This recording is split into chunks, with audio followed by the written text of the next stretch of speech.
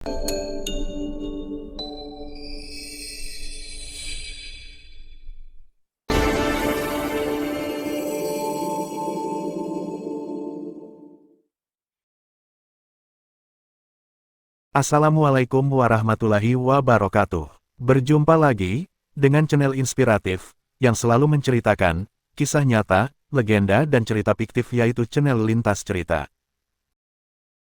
Sahabat Lintas Cerita semuanya, sebelum kita mendengarkan dan menyimak ceritanya dengan lengkap yang berjudul Sandi di Bukit Berkabut, marilah kita membacakan sholawat kepada Nabi Muhammad Rasulullah Shallallahu Alaihi Wasallam agar kita senantiasa dipermudah segala urusannya, dilancarkan rezekinya dan diselamatkan dari segala mara bahaya dan tipu daya manusia.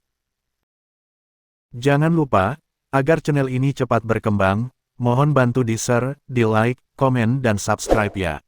Karena subscribe itu gratis sahabat semua. Marilah kita simak cerita selengkapnya, dan ingat, jangan di-skip-skip, yo. Biar ceritanya jelas dan nyambung. SMK Negeri Mekarjaya berdiri di daerah pegunungan yang cukup terpencil. Jalan menuju sekolah itu berkelok-kelok, melewati hutan pinus dan perkebunan warga.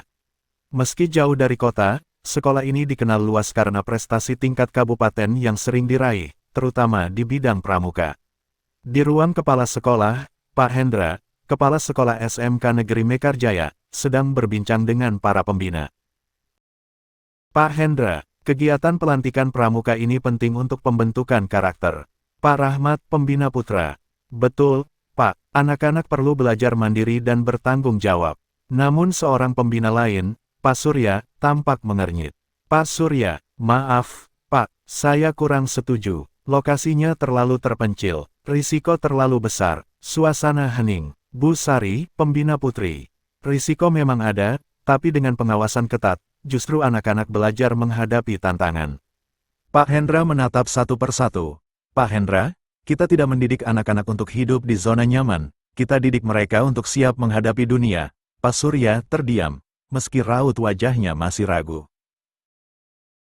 Untuk pelantikan ini, pramuka SMK Negeri Mekarjaya dibagi menjadi 20 sangga.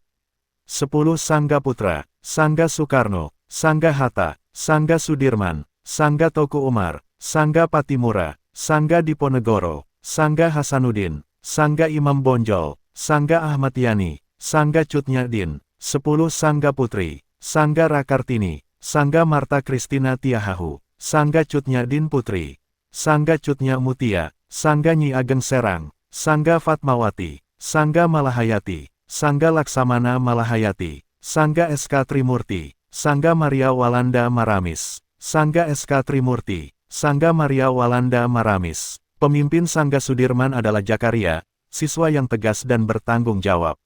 Pemimpin Sangga Rakartini adalah Nadia, siswi cerdas dan berani. Di antara peserta, ada seorang siswa terkenal nakal bernama Bima, anggota Sangga Patimura.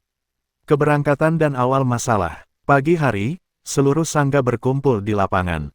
Pak Hendra, jaga sikap, jaga nama baik sekolah. Bima berbisik ke temannya.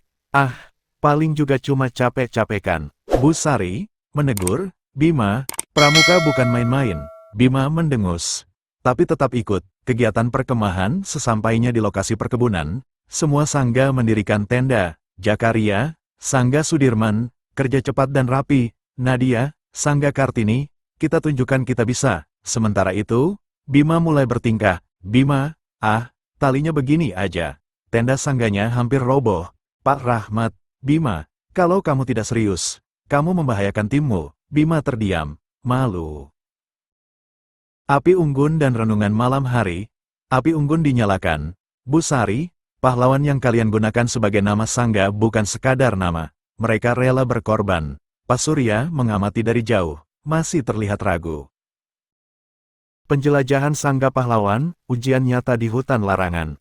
Pagi itu, kabut turun tebal menyelimuti kawasan perkebunan dan hutan pegunungan. Udara dingin menusuk kulit, dedaunan basah oleh embun.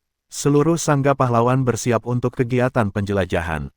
Pak Rahmat, setiap sangga membawa peta, kompas, dan peluit.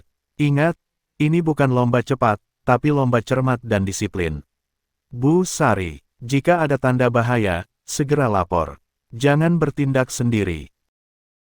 Sangga-sangga pun bergerak memasuki jalur masing-masing. Sangga Sudirman, yang dipimpin Jakaria, berjalan paling barat, melewati jalur hutan yang lebih rapat. Jakaria, formasi rapat. Jangan ada yang mendahului. Riko, hutannya makin sunyi. Kak, Salsa, aku merinding. Semakin jauh melangkah, jalur semakin tidak jelas. Tanda panah yang seharusnya terlihat mulai hilang tertutup lumut. Denny, kompas kita mengarah ke barat laut, tapi jalur seharusnya lurus. Jakaria, berpikir keras. Kita berhenti, jangan panik, kita evaluasi. Namun saat mereka berusaha kembali, kabut semakin tebal, hutan terasa seperti berputar. Tiba-tiba terdengar suara dentuman kayu jatuh. Riko berbisik, itu suara apa? Mereka mengendap-endap dan terkejut melihat tumpukan kayu gelondongan besar, tersusun rapi, dengan bekas roda kendaraan berat. Salsa, ini jelas bukan lokasi biasa. Jakaria, ini penebangan liar. Kita harus pergi sekarang.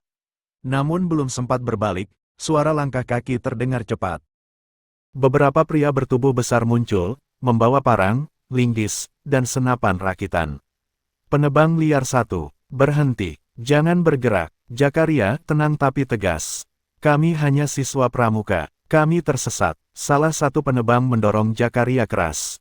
Penebang liar 2, kalian lihat terlalu banyak. Situasi memanas. Jakaria, Denny, Riko, dan Salsa ditahan. 2 anggota lain berhasil kabur di tengah kekacauan. Salsa gemetar. Kak, aku takut. Jakaria, pelan, tenang, jangan melawan. Di perkemahan, Nadia melihat 2 siswa datang terhuyung-huyung.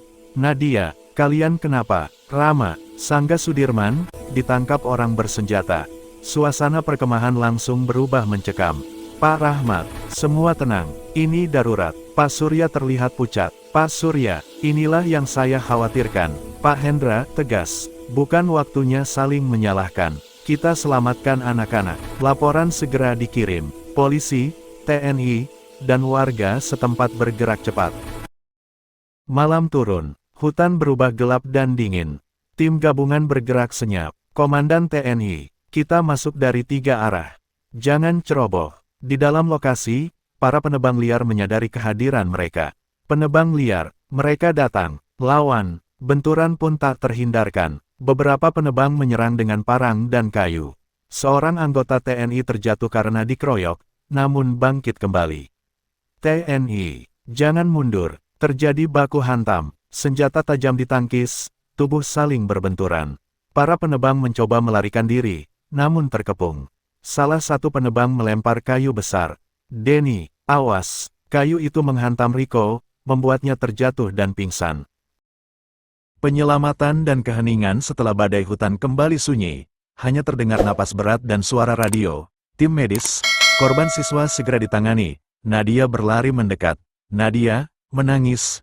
Jakaria, kamu terluka? Jakaria, tersenyum lemah. Kita, selamat. Riko perlahan sadar. Riko, aku pikir, aku tak akan bangun. Petugas medis, kamu kuat.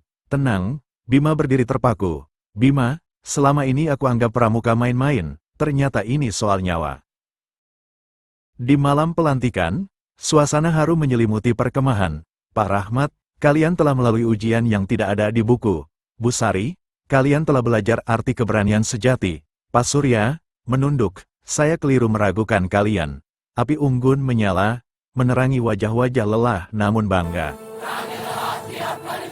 Pramuka sejati, merdeka, merdeka, merdeka.